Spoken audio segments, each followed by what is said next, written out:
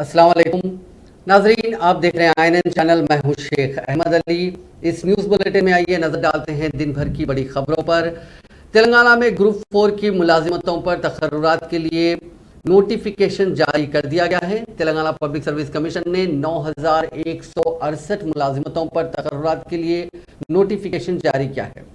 दरखास्तें इस माह की 23 तारीख से 12 जनवरी तक कबूल की जाएंगी। Junior assistant, junior accountant, junior auditor और वार्ड ऑफिसर की मुलाजिमतें पुर की जानी हैं। इम्तिहानात अप्रैल या मई में मुनक्किद करने का ऐलान किया गया है। TSPSC के सेक्रेटरी अनीता रामचंद्रन ने कहा कि मुकम्मल तफसीलात tspsc.gov.in वेबसाइट पर दस्तियाब हैं। ग्रुप 4 में बुनियादी तौर पर 3 कैटेगरी से मुतालिक पोस्टें हैं। जूनियर असिस्टेंट की 6859 मुलाजिमतें, 1862 वार्ड ऑफिसर्स की मुलाजिमतें, पंचायत राज डिपार्टमेंट में 1245 मुलाजिमतें, 429 जूनियर अकाउंटेंट की पोस्टें और 18 जूनियर ऑडिटर की पोस्ट है। तेलंगाना हुकूमत ने 9 मेडिकल कॉलेजेस और उनसे मुल्हक़ सरकारी जनरल अस्पतालों में 3897 ओहदों को पुर करने की इजाज़त दे दी है। राजन्ना, सिरसिल्ला, कामारेड्डी, विखाराबाद, खम्मम, करीमनगर, जयशंकर, भोपालपल्ली, कुमरम भीम, आसिफाबाद, जनगांव और निर्मल के 9 नए मेडिकल कॉलेजेस और मुल्हक़ा गवर्नमेंट जनरल अस्पतालों से हर कॉलेज के लिए 433 ओहदे मंजूर किए गए हैं। वजीर हरीश राव ने इस सिलसिले में ट्वीट करते हुए कहा कि मेडिकल कॉलेजों में नए ओहदों की मंजूरी पर खुशी का उन्होंने इजहार किया। उन्होंने कहा कि वजीर आला चंद्रशेखर राव की क़यादत में सेहतमंद तेलंगाना ने एक और आगे कदम बढ़ाया है। उन्होंने कहा कि हर एक को इलाज की सहूलत दस्तियाब करवाने की सिमत इक़दामात किए जा रहे हैं। एनफोर्समेंट डायरेक्टरेट ने अमित अरोड़ा की रिमांड रिपोर्ट में दिल्ली शराब केस में मुलविस मुश्तबा 36 लोगों का नाम लिया, जिसमें TRS की रुकने काउंसिल कविता का नाम भी शामिल है। अमित अरोड़ा को ईडी ने मंगल की रात इस केस के ताल्लुक से शुबे में गिरफ्तार किया था और चारशुबे को अदालत में पेशी के दौरान रिमांड रिपोर्ट पेश की गई। इनमें तेलुगु रियासतों से ताल्लुक रखने वाले कई अफराद शामिल हैं, जिनमें रुकने काउंसिल कविता के अलावा शरत रेड्डी, गुरंतला बुच्ची बाबू, बोइनपल्ली अभिषेक और सरोजन रेड्डी शामिल हैं। रिमांड रिपोर्ट में बताया गया है कि इस केस में मुलविस 36 अफराद ने गुज़िश्ता 1 साल के दौरान 170 फोन तबाह किए। उनमें से तेलुगु रियासतों से ताल्लुक रखने वाले 5 अफराद ने 33 फोनों को तबाह किया। TRS रुकने काउंसिल कविता ने 10, शरत रेड्डी ने 9, गुरंतला बुचिया बाबू 6, बोइनपल्ली अभिषेक 5 और सरोजन रेड्डी के 3 फोन तबाह या तब्दील किए गए।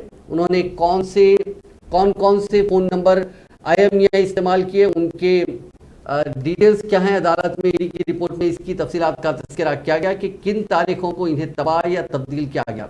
इस केस से मुतालिक कीमती सबूत जिसमें हजारों करोड़ रुपए शामिल हैं, डिजिटल डेटा जिसमें वक्फों की तफसीलात शामिल हैं, उन्हें तबाह कर दिया गया।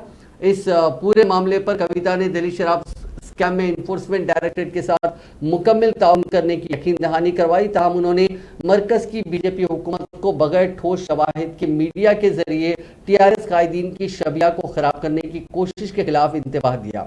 दिल्ली शराब स्कैम में उनका नाम ईडी की जानिब से लिए जाने के बाद मीडिया आउटलेट्स को लीक ये इंफॉर्मेशन करने पर शदीद नुक्ताचीनी करते हुए उन्होंने इन छापों और मरकजी एजेंसियों की कई तरह की जांच को तेलंगाना हुकूमत को गिराने की कोशिश करार दिया और कहा कि TRS हुकूमत इन सभी कोशिशों को बेनकाब करेगी। आज देश की जनता से मैं एक विनती करना चाहती हूँ। इस देश में मोदी जी का सरकार 8 साल पहले आया है और इन 8 सालों में तकरीबन 9 प्रदेशों में जो डेमोक्रेटिकली इलेक्टेड गवर्नमेंट्स है उनको गिरा के एक असहज तरीके से वहां उन्होंने भाजपा का सरकार बनाया है। ये हम देख रहे हैं इस देश में क्या हो रहा है और ये आज देश में बच्चा बच्चा जानता है कि किसी भी प्रदेश में इलेक्शन होने वाला होता है वहां मोदी से पहले ईडी पहुंच जाता है। तो आज तेलंगाना में भी यही हुआ है, कुछ नया नहीं है।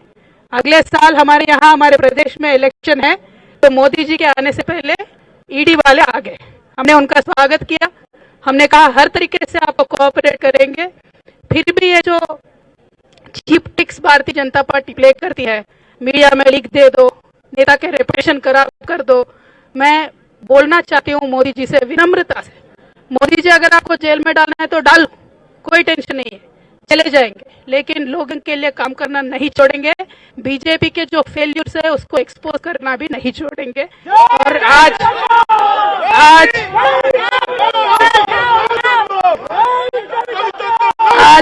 तेलंगाना प्रदेश में केसीआर साहब के सदारत में बहुत अच्छे तरीके से सरकार चल रही है। आप इस सरकार को गिराने के जितना साजिश आपने किया है वो लोगों ने देखा है, क्योंकि हमने वो षड्यंत्र को लोगों के सामने रखा है, तो आप रिएक्शन में ये सारी चीजें कर रहे हो। सिर्फ मेरे ऊपर नहीं, हमारे मंत्रियों के ऊपर, हमारे एमएलए के ऊपर, एमएलसी के ऊपर ईडी, सीबीआई, आईटी सब कुछ चला रहे हो। हम आपका स्वागत करते हैं, आपसे कोऑपरेट करेंगे, लेकिन आप ये बताइए कि आपने तेलंगाना के लिए क्या किया। बस इससे ज्यादा मैं कुछ नहीं पूछती हूँ। We welcome the agencies, we will absolutely cooperate with them and we are not scared of anything. Thank you. जय ग्रेटर हैदराबाद म्युनिसिपल कॉर्पोरेशन के साबिक मेयर बोंतु राममोहन ने वादे किया कि उनको सीबीआई ने फर्जी सीबीआई ओहदेदार श्रीनिवास की गिरफ्तारी के मामले में नोटिस जारी नहीं की है। उन्होंने बहमी का इजहार किया कि इस मामले पर झूठा प्रोपेगेंडा किया जा रहा है। उन्होंने कहा कि नकली सीबीआई ओहदेदार श्रीनिवास की सरगर्मियों से उनका कोई लेना देना नहीं था, सिवाय इसके कि इसका तारुफ एक तकरीब में हुआ था। उन्होंने कहा कि जांच एजेंसियां अगर उनको तलब करती हैं तो वो जाएंगे और इस मामले पर जवाब देंगे। उन्होंने मरकजी हुकूमत पर तेलंगाना के साथ इम्तियाज और टीआरएस कायदीन को निशाना बनाने का इल्जाम लगाया। उन्होंने कहा कि वो सट्टेबाजी के कारोबार में मुलविस नहीं है और वो नहीं जानते कि कोटुन रेड्डी श्रीधर रेड्डी कौन है।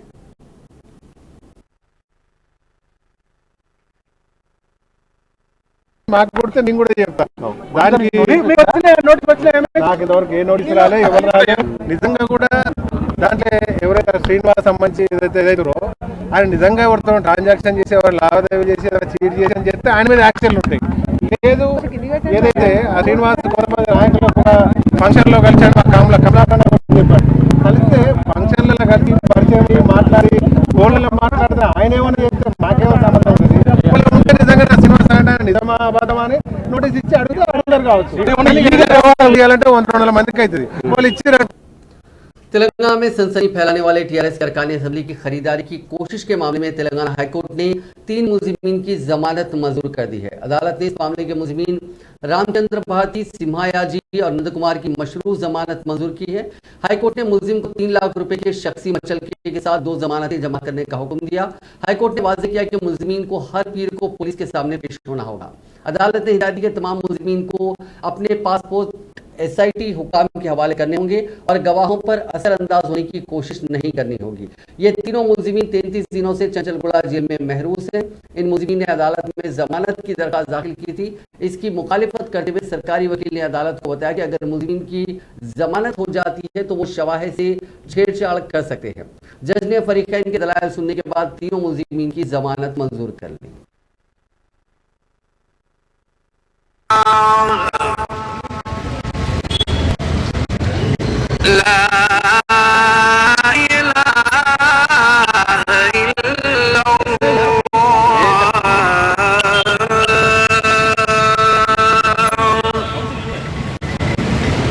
स्वामी फार्म हाउस एमएलए का केस में स्वामी जी और 3 अकील को बेल ग्रांट हुआ। इससे पहले वो लोग रिमांड के बारे में सुप्रीम कोर्ट को गए थे। वो सुप्रीम कोर्ट के ऑब्जर्वेशन के ऊपर आज लर्नर सिंगल जज of high court bell grant किया। उसमें के खाली 41 ये सीआरपीसी नोटिस नहीं दे के अरेस्ट रिमांड किया, इसीलिए ये ग्राउंड के ऊपर आज बेल ग्रांट किया। इससे पहले ये कोर्ट रिफ्यूज किया। सुप्रीम कोर्ट के जजमेंट के ऊपर आज कंसिडर करके बेल ग्रांट हुआ। 3 लाख 2 श्योरिटी के लिए और एवरी मंडे वो लोग सिट के सामने हाजिर हो। उसमें बीजेपी का नाम थोड़ा वो 250 कोर्स उन लोगों के टीआरएस गवर्नमेंट के ऊपर एमएलए के दे के गवर्नमेंट को डिस्टर्ब करना बोल के बीजेपी को फिर एक बार डैमेज करने के लिए कोशिश किया, मगर कोर्ट ये पूरा बाजू रखे के खाली लीगल एस्पेक्ट में देख के 41 सीआरपीसी नोटिस के ऊपर बेल ग्रांट किया। ये जो फार्म हाउस केस में 3 लोगों की जमानत हो चुकी है, ये कोर्ट थोड़े शर्तों से जमानत किया गया है लोगों को। तो वैसे 3 लाख रुपए 2 श्योरिटीज और एवरी मंडे उनको सिट के पास पेश होना रहता और सिग्नेचर भी करना पड़ता एंड उनके पासपोर्ट जो है जमा करो बोल के कोर्ट उनको ऑर्डर्स दिए थे और ये पूरा होने के बाद उन लोगों को बाहर लाया जाएगा। रियासती वज़रा तहसीन श्रीनिवास यादव, मोहम्मद महमूद अली और सबीता इंदिरा रेड्डी ने अरकान असेंबली और ओहदेदारों के साथ मिलकर मेट्रो रेल प्रोजेक्ट के दूसरे मरहले के संगे बुनियाद रखने वाले इलाके का एनवीएस रेड्डी के साथ mind space junction Rajendra Nagar में तेलंगाना पुलिस ग्राउंड्स के इलाके का दौरा किया। माइंड स्पेस जंक्शन के जिस इलाके में संगे बुनियाद की तख्ती नस्ब की जाने वाली है और जहां संगे बुनियाद रखा जाना है, उन वज़रा ने ओहदेदारों के साथ जायजा लिया। इसी तरह जल्द से आम के मकाम पुलिस ग्राउंड में पंडाल का क़याम, जल्द से आम में आने वाले लोगों की गाड़ियों की पार्किंग वगैरह के मसाइल पर ओहदेदारों को मुख्तलिफ तजावीज़ पेश की गई। इस मौके पर मीडिया से बात करते हुए रियासती वज़ीर तहसीन श्रीनिवास यादव ने कहा कि रियासती हुकूमत हैदराबाद में पब्लिक ट्रांसपोर्ट सिस्टम को मजीद बेहतर बनाने के लिए सख्त मेहनत कर रही है, जो एक आलमी शहर के तौर पर तरक्की कर रहा है। वज़ीर श्रीनिवास यादव ने कहा कि 6250 करोड़ की लागत से शुरू किए जाने वाले मेट्रो रेल प्रोजेक्ट के दूसरे मरहले का chief minister Chandrashekhar Rao mind space junction पर संगे बुनियाद रखेंगे। इसके बाद चीफ मिनिस्टर पुलिस ग्राउंड में मुनक़िदा जलसे आम में शिरकत करेंगे। उन्होंने कहा कि ये एक अजीम मंसूबा है। मेट्रो रेल प्रोजेक्ट के दूसरे मरहले के हिस्से के तौर पर मौजूदा रायदुर्गम के outer ring road metro station से के जरिए शमशाबाद एयरपोर्ट तक 31 किलोमीटर तक तामीर किया जाएगा। उन्होंने कहा कि इस ट्रेन लाइन की तामीर में biodiversity junction, Nanak Ramguda, Narsingi, TS police academy, Rajendra Nagar, Shamshabad और एयरपोर्ट कार्गो स्टेशन तक कायम किया जाएगा। उन्होंने कहा कि इस प्रोजेक्ट की तामीर से बहुत से लोगों को फायदा होगा।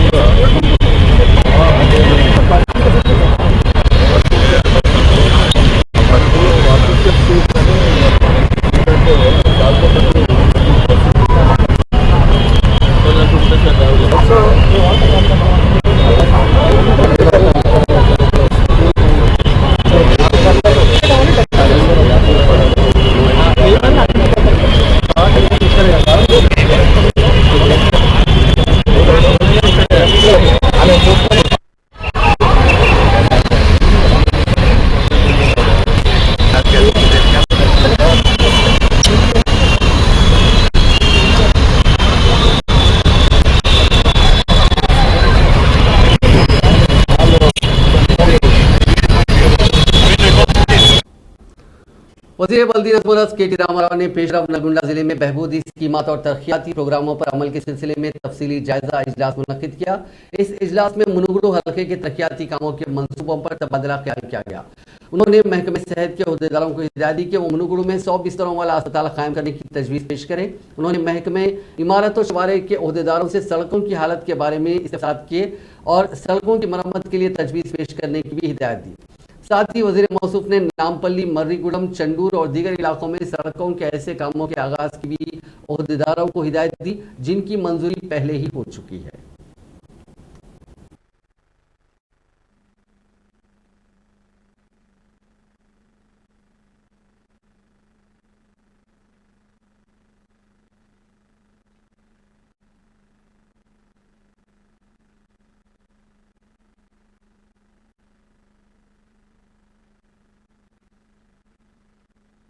స్థానాల్లో మమ్మల్ని గెలిపించారో మిమ్మల్ని అదే పద్ధతుల్లో గుండెల్లో పెట్టుకునే బాధ్యత మాది. దానికి తగ్గ విధంగా కేవలం మాటలతోనే సరిపెట్టకుండా ఎన్నిక ఫలితం వచ్చిన నెల రూపాయలనే, ఎన్నిక ఫలితం వచ్చింది నవంబర్ 6 నాడు, మరి ఈరోజు డిసెంబర్ 1, నెల లోపలనే మళ్ళీ మేమందరం ఇక్కడ ఉన్నాం. ఈరోజు సమీక్ష చేయడమే కాదు, కార్యాచరణ రూపొందించడమే కాదు, రాబోయే 10-12 నెలల్లో మొత్తం ఉమ్మడి నల్లగొండ జిల్లాలోని 12 నియోజకవర్గాల్లో ఏ రకమైన కార్యక్రమాలు చేయాలి అనే దిశానిర్దేశం కూడా మరి రాష్ట్ర స్థాయి అధికారులు, రాష్ట్ర స్థాయి మంత్రులు, జిల్లా అధికారులు, నియోజకవర్గ స్థాయి అధికారులు, డివిజన్ స్థాయి అధికారులు, మండల స్థాయి అధికారులతో ఈ 6 డిపార్ట్మెంట్లకు సంబంధించి సమీక్షా సమావేశం నిర్వహించడం జరిగింది. అందులో గౌరవనీయులు ప్రశాంత్ రెడ్డి గారి నేతృత్వంలో R&B డిపార్ట్మెంట్ ఈ రాబోయే 6 నెలల కాలంలోనే నల్లగొండ జిల్లాలో మరి 402 కోట్ల రూపాయలు మరి రాబోయే 6 నెలల్లోనే ఖర్చు చేయబోతా ఉంది. वजीर ज़राअत निरंजन रेड्डी ने कहा कि दुनिया तभी अच्छी होगी जब गांव अच्छे होंगे। वजीर आला चंद्रशेखर राव की हिदायत पर देहातों में बुनियादी सहूलतें फराहम करने के मकसद से कई मंसूबे बनाए गए हैं। उन्होंने कहा कि मौजूद को पीने के पानी के लिए आवाम को काफ़ी दूर जाना पड़ता था, ताहम हुकूमत की जानिब से शुरू करदा मिशन भागीरथता के तहत ये मसला मुकम्मल तौर पर हल हो गया।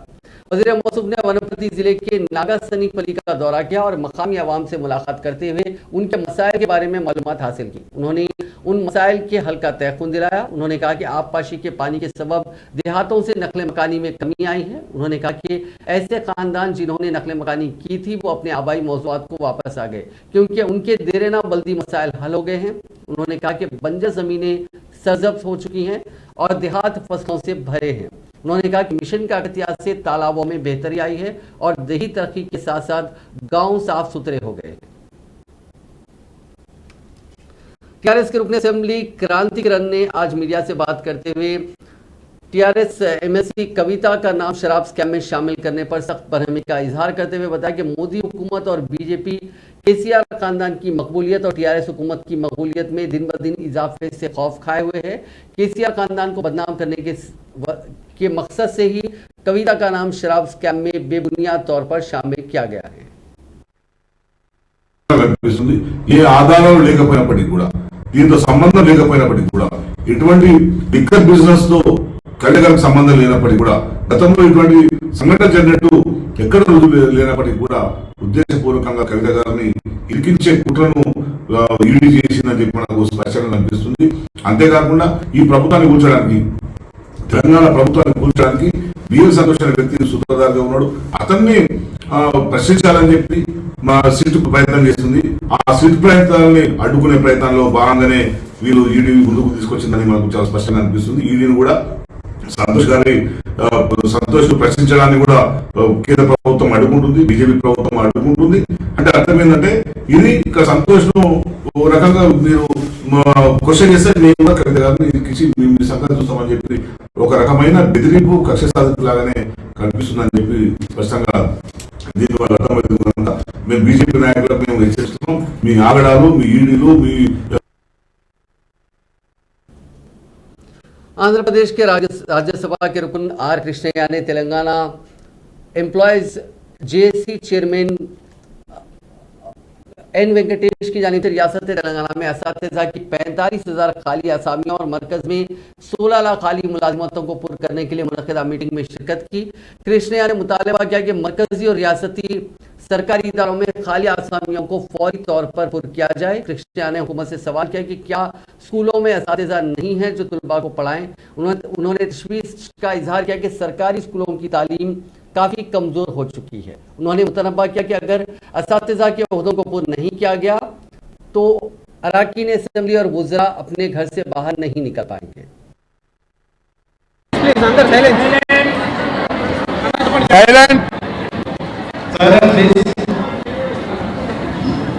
రాష్ట్రంలోని వివిధ ప్రభుత్వ పాఠశాలలో ఖాళీగా ఉన్న 45,000 టీచర్ పోస్టులను భర్తీ చేయాలని చెప్పి ఈరోజు వేలాది మందితో నిరుద్యోగుల సమావేశాన్ని నిర్వహించి ప్రభుత్వాన్ని డిమాండ్ చేయడం జరుగుతుంది.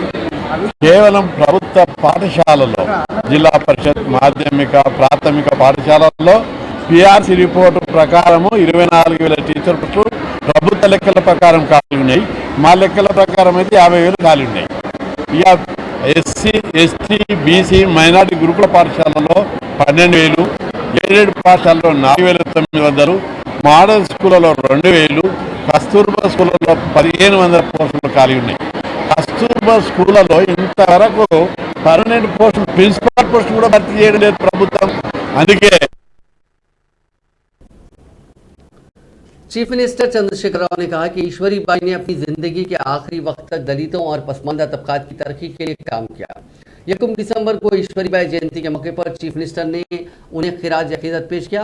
इस मौके पर चीफ मिनिस्टर केसीआर ने ईश्वरी बाई को बतौर सियासतदान, समाजी कारकुन और तेलंगाना के लिए जद्दोजहद करने वाली कारकुन की जुर्रतमंदाना जद्दोजहद को याद किया। चीफ मिनिस्टर ने ईश्वरी बाई को एक दलित खातून के तौर पर सराहा, जिन्होंने खवातीन के हुकूक के लिए काफी जद्दोजहद की थी, जब खवातीन को आजादी बहुत कम दी जाती थी।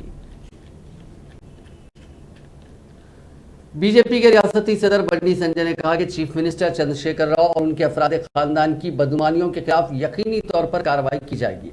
केसीआर खानदान को किसी भी सूरत में बख्शा नहीं जाएगा। उन्होंने कहा कि बीजेपी इख्तियार में आने के बाद रियासत से शराब, मंशियात और जुए को मुकम्मल तौर पर खत्म किया जाएगा। बंडी संजय ने कहा कि केसीआर हुकूमत ने बेंगलुरु ड्रग केस को बंद कर दिया। उन्होंने मुतालबा किया कि इस केस को दोबारा खोला जाए और जिम्मेदारों के खिलाफ सख्त कार्रवाई की जाए। बंडी संजय ने इंतबाह दिया कि बीजेपी इख्तियार में आने के बाद केसीआर के खिलाफ तमाम पुराने मुकदमात को फिर से शुरू किया जाएगा। उन्होंने इल्जाम लगाया कि केसीआर आवाम का पैसा चोरी करके रियासत को मखरूज कर रहे हैं। అసలు ఎవరిస్తారు బియ్యం, ఎవరిస్తారు మోడీ సారిస్తాడు. అంత ముందు ఫ్రీ ఇస్తాడు, అంత ముందు కిలోకు రూపాయి మీరు కడతారు. అవును కదా, కిలోకు రూపాయి కేసీఆర్ సార్ కడుతుండే. 2 రూపాయల కిలో దొరుకుతాయా కింద? దొరుకుతాయా? ఇంకా 29 రూపాయలు ఎవరు కడతారు?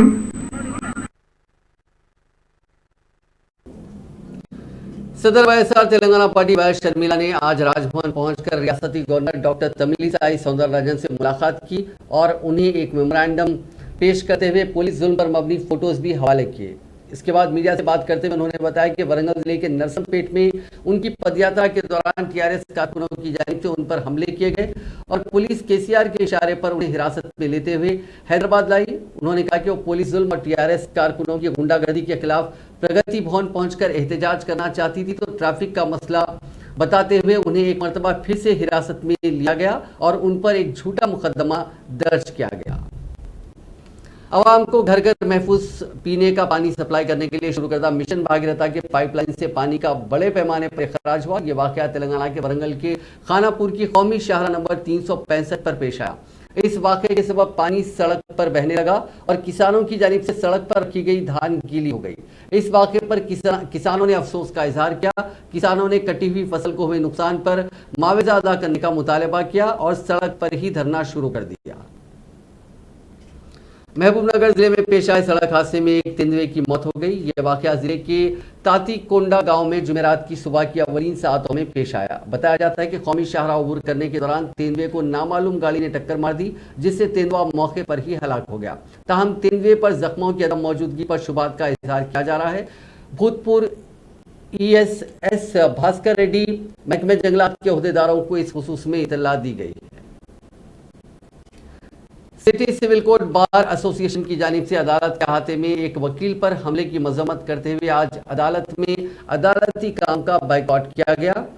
इस मौके पर बुखला ने मांग की कि तेलंगाना प्रोटेक्शन बिल लाते हुए बुखला की हिफाजत को यकीनी बनाया जाए।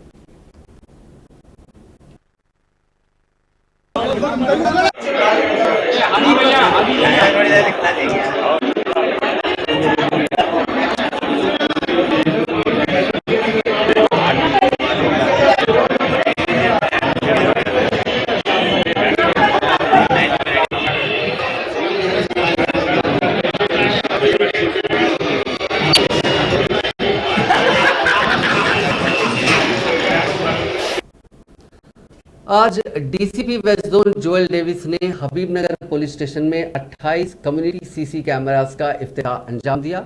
इस मौके पर ACP Gosha Mahal division R Satish Kumar, Habibnagar inspector S Saida Babu, additional inspector Mohammed Akram Baba और दीगर पुलिस ओहदेदार मौजूद थे। इस मौके पर डोनर्स को तहनीत भी पेश की गई। आपको बता दें कि हैदराबाद पुलिस मकामी लोगों के ताउन से मुख्तलिफ मकामात पर सीसीटीवी कैमरे नस्ब कर रही है और दुनिया में सबसे ज़्यादा सीसीटीवी कैमरे रखने का जो लिस्ट है उसमें हैदराबाद का नंबर 16वां आता है।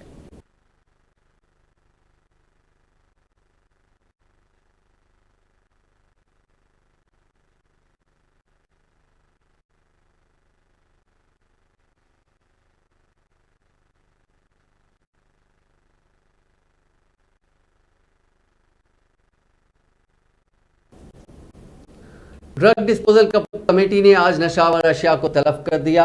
Drug disposal committee Hyderabad city police chairman Gujarao Bhopal, joint commissioner police CCS की निगरानी में 1500 किलो गांजा और हशीश ऑयल के अलावा EDMA नामी नशावर अशिया को तलब किया गया। जिले रंगारेड्डी में गांजे के चॉकलेट्स फरोख्त करने वाले गिरोह का पुलिस ने पर्दाफाश किया। शादनगर एक्साइज पुलिस के मुताबिक नागोलापल्ली रैतू कॉलोनी की एक दुकान में गांजे के चॉकलेट्स फरोख्त किए जा रहे थे। इत्तला मिलते ही उस शख्स को गिरफ्तार कर लिया गया जो ये चॉकलेट्स फरोख्त कर रहा था। तहकीकात के दौरान पुलिस को पता चला कि ये चॉकलेट्स काटेधन इलाके से मुंतकिल किए जा रहे हैं। पुलिस ने गांजे के चॉकलेट सरबराह करने वाले सुशील, शशिकांत, जलंधर और अजय कुमार को गिरफ्तार करके अदालती तहवील में दे दिया। लड़कियों और खवातीन के जरिए जिस्म फरोशी करवाने वाले 2 मुलजिमीन को PD एक्ट के तहत गिरफ्तार करके जेल भेज दिया गया। ये कार्रवाई रच्चाकुंडा पुलिस ने अंजाम दी। जिन मुलजिमीन के खिलाफ कार्रवाई की गई उनमें खातून भी शामिल है। रियासत आंध्र प्रदेश से ताल्लुक रखने वाली 25 साला भवानी अपने दोस्त 23 साला द्वारका बाबू के साथ मिलकर मीरपेट इलाके में एक मकान किराए पर हासिल करके वहां जिस्म फरोशी का अड्डा चला रही थी। वो दीगर मकामा से लड़कियों को शहर मुंतकिल कर रहे थे। 13 नवंबर को पुलिस ने जिस्म फरोशी के अड्डे पर धावा करके इन दोनों को गिरफ्तार कर लिया था और उनके कब्जे से 2 लड़कियों को आजाद करवा लिया गया था।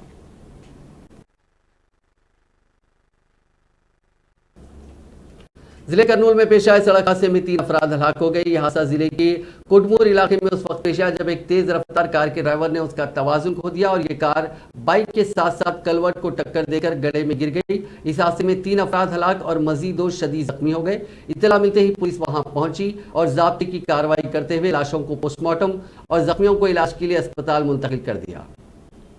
मुत्तहदा जिले करीमनगर में पेश आए एक सड़क हादसे में 2 नौजवान हलाक हो गए। पुलिस ने बताया कि हादसा जिले के चिपलापल्ली में उस वक्त पेश आया जब उन नौजवानों ने बाइक को तेज रफ्तार DCM वैन ने टक्कर दे दी। महलूकीन की शिनाख्त 22 साला प्रवीण और 20 साला श्रीनिवास के तौर पर की गई। ये दोनों ड्राइवर के तौर पर काम करते थे। कल काम मुकम्मिल होने के बाद ये दोनों बाइक पर वापस हो रहे थे कि तेज रफ्तार DCM वैन ने उनकी बाइक को टक्कर दे दी। हादसा इतना खतरनाक था कि इन दोनों की मौके पर ही मौत हो गई। आंध्र प्रदेश के जिले नंदिया में प्लास्टिक के गोदाम में अचानक आग लगने का वाकया पेश आया। तफसीलात के मुताबिक कल शब पेश आया इस वाकये में किसी जानी नुकसान की कोई इतला नहीं मिली, अलबत्ता माली नुकसान जरूर हुआ। आग के साथ कसीर धुआं भी देखा गया जो मुतसिल मकानात और दुकाना तक फैल गया। इससे मकामी अफराद खौफजदा हो गए। उन्होंने फौरी तौर पर फायर ब्रिगेड के एहलकारों को चौकस किया। बादशाह फायर ब्रिगेड के एहलकारों ने वहां पहुंचकर आग पर काबू पाया। समझा जाता है कि शॉर्ट सर्किट आग लगने की वजह है। सईदाबाद पुलिस की जानिब से फंक्शन हाउस में चोरियां करने वाले मुलजिम को गिरफ्तार कर लिया गया। माह फरवरी और मई में मंदा नरसिम्हा रेड्डी गार्डन में शादी की तकरीब के दौरान स्टेज से तहाइफ और मेहमानों के जेवर का सरखा कर लिया गया था। इस मामले में पुलिस ने मुलजिम को गिरफ्तार करके उसके पास से 10 तोला वजनी सोने के जेवरात, एक फोन और नकद रकम जब्त कर ली। पुलिस ने बताया कि मुलजिम तकारीब के दौरान फंक्शन हाउस में जाकर कीमती अशिया की चोरी किया करता था। पुलिस ने मुलजिम के नाम का अफशा नहीं किया है। साइबराबाद के कमिश्नर पुलिस स्टीफन रविंद्रा ने केबल ब्रिज से छलांग लगाकर खुदकुशी की कोशिश करने वाली तालिबा की जान बचाने वाले मुलाजिम ने पुलिस को रिवॉर्ड पेश किया। 29 नवंबर को इंटरमीडिएट की तालिबा हर्षिता ने केबल ब्रिज से दुर्गम चेरुवू में छलांग लगा दी थी। वहां ड्यूटी पर मौजूद कांस्टेबल नवीन कुमार ने फौरी लेक पुलिस को अलर्ट किया, जिसके फौरी बाद माधापुर सब इंस्पेक्टर भानु प्रकाश और बोट ड्राइवर मनोहर, हैदराबाद याच क्लब के रजनीकांत और लेक कांस्टेबल नवीन कुमार कश्ती के जरिए उस मकाम पर पहुंच गए थे जहां से लड़की ने छलांग लगाई। लड़की को बचाकर उसे पानी से निकालकर PCR के बाद करीबी अस्पताल मुंतकिल किया गया, जिसकी वजह से लड़की की जान बच गई। कमिश्नर पुलिस ने उन तमाम मुलाजिमीन ने पुलिस की सताइश की और रिवॉर्ड दिया। नाजरीन, इस न्यूज बुलेटिन में बस इतना ही। आप देखते रहिए INN चैनल।